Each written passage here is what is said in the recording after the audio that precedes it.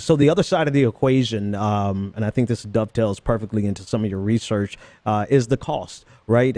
So I'm looking at an estimate here that if we went with a basic income of about $10,000 per adult, that would equate to $2.47 trillion annually. So there's always a question of how do we pay for this, and why would we pay for this if we had to pay for this with deficit spending, ultimately adding to our debt, which leads to one of your articles that I found fascinating, which was discussing does high public debt consistently stifle economic growth? So talk about the debt portion, and if it is financed with debt, is it something that we should just completely avoid? Sure, that's a great question. Let me say a couple things about financing basic income, and I'd be happy to move on and talk a little bit about public debt.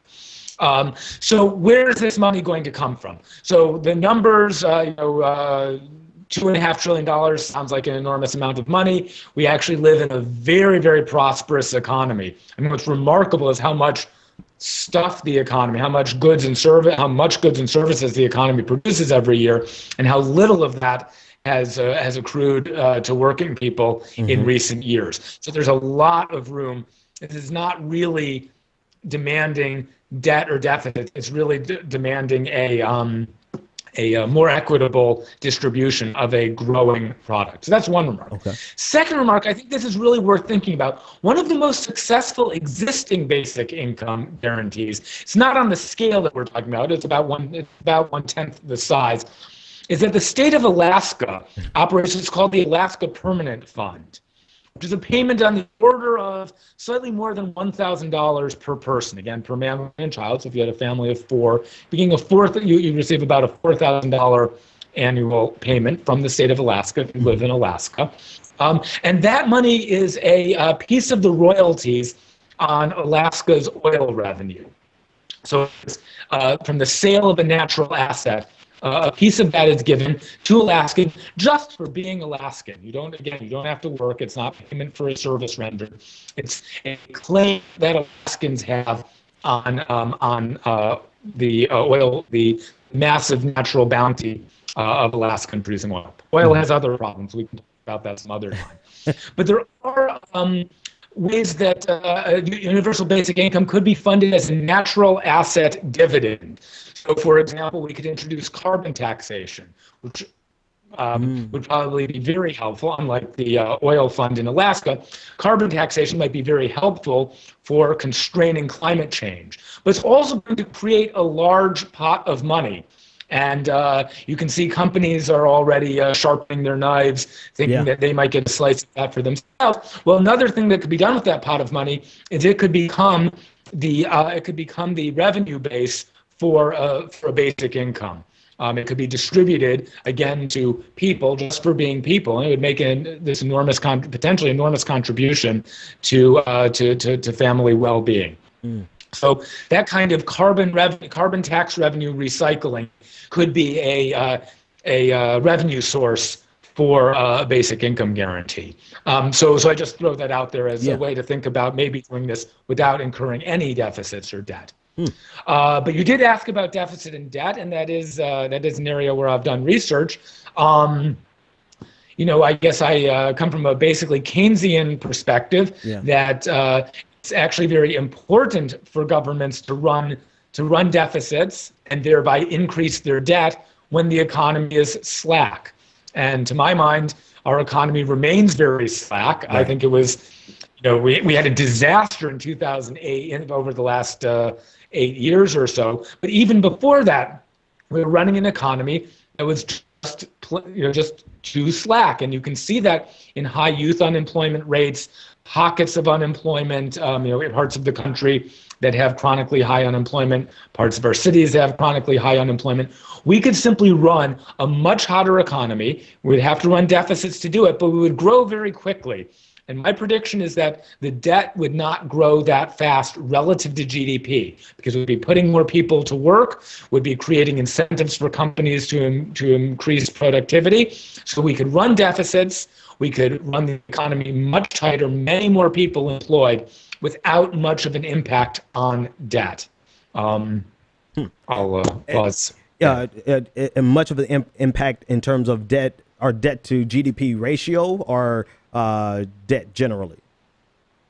So I'm referring here to public debt as a fraction of GDP. Okay. And so I think that's, so I wrote this paper with a student and with a colleague in which we rebutted sort of terrible scare stories about public debt to GDP and how if that goes just a little bit too high, it's going to crush growth. So we rebutted that case, the student found, our student Thomas Herndon found some very serious mistakes in a paper that had kind of generated the scare of public debt.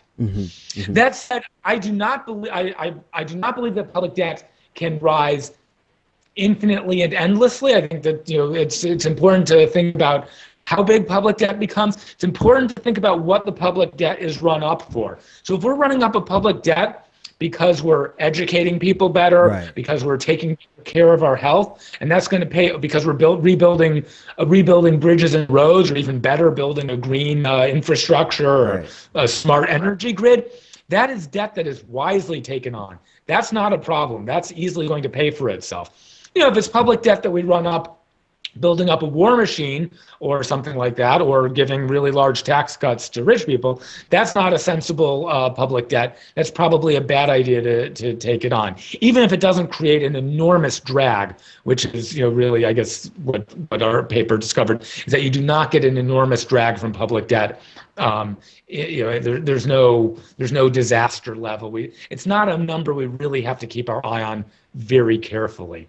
We really want to think about things that matter a lot, like the wages of working people, what's the unemployment rate, what's the hidden unemployment rate, can we stimulate more growth? So if I could dare try to summarize here, you're saying so long as we're spending on things that will drive GDP growth, relative to our level of debt, it's not something that we have to be fearful of, that debt, that investment that we're making via the debt is actually something that's going to continue to help the economy grow. That's the first thing that I'm hearing. Absolutely. And the way out of big public debt problems in just historical case after historical case has been getting the economy back on track. And by on track, I don't mean 2005 and 6 before the Great Crash. I mean, the Great Crash was terrible, but I mean really back on track, the kind of across the board income growth that we saw in the period from the end of World War II until the early 70s. That's the kind of back track I mean. Yeah. And so you've actually also answered all the questions that we literally had lined up for you, because you talked about the type of, that was my question, the type of spending that we use this debt for. If we're investing in human capital, if we're investing in infrastructure, it has a more stimulative effect than if we were investing in tax breaks for people who may not even spend that, or they may just accrue that wealth and sit it aside. So how we spend it matters. The evidence is extraordinarily strong, particularly at the moment, thinking about education, thinking about health, maybe thinking about the climate and the environment more than anything else. If we spend on those things, there's going to be a lot of employment. There's really, the economy will grow. There will be an enormous amount of employment. We'll need to invest in those things if we're going to survive. If our climate's going to survive over the next 50 or 100 years with our civilization intact. There will be plenty of jobs if we can steer investment. If we can steer investment towards building a sustainable economy, through education, through health. And right now, I think we really need to worry a lot about investing in climate in fair ways. And then the last thing before I let you go was talking about you already answered it, but I just want to bring light to it again, that this is not to say that debt can just grow out of control. It's that our current ratio, and in your paper, the ratio is at 90%. Our debt to GDP ratio is at about 90%. That's not a terrifying level, but you're saying it can't just go infinitely higher. So where would that threshold be? Where do you think, where is the danger zone for that ratio? so there is no threshold. We're not going to walk off a cliff one day and find out, shouldn't have borrowed that last dollar, off the cliff. I think that we want to make sure that that ratio is not growing, out of control over a long time. Again, the best way to get that done is to stimulate the economy and to get denominator, right? So it's public debt divided by GDP. Yeah. We need to make the denominator bigger, and don't worry, the public debt will take care of itself. So I absolutely would not point to a number. At the moment we're at a public debt to GDP ratio that is large but not unheard of by historic standards. It's substantially below the level at the end of World War II, which was a very high level of public debt to GDP. And it was at the beginning of a period of enormous growth and success for the American economy, and a growth and success enjoyed across the income distribution by rich and poor alike. So I just think it's not an indicator that I think we should be focusing on very much. I think it will effectively take care of itself if we are taking care of our economy well. Awesome. And I guess I have to dovetail this and put a ribbon around it. Would you consider basic income being the type of debt that is stimulative enough to continue to push the economic growth to sustain that high level of debt? Yeah, so certainly to sustain a high level of growth. So certainly in the short run, our economy is running, I think continues to run quite slack. I think some basic income would be beneficial in terms of stimulating income.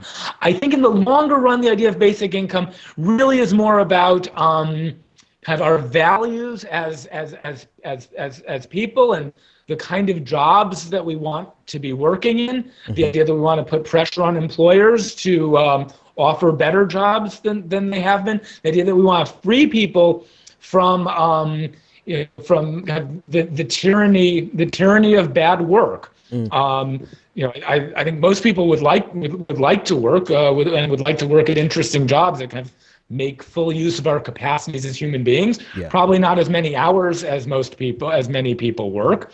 So I think that again, basic income guarantee could be combined with thinking about reducing the work week, combined with living wages for work well done. I think it's definitely a piece of that puzzle. It will be stimulative, again, because working households are much more hand to mouth. So when that basic income comes in, it will get spent at the butcher and the baker, and help put the butcher and baker to work as well.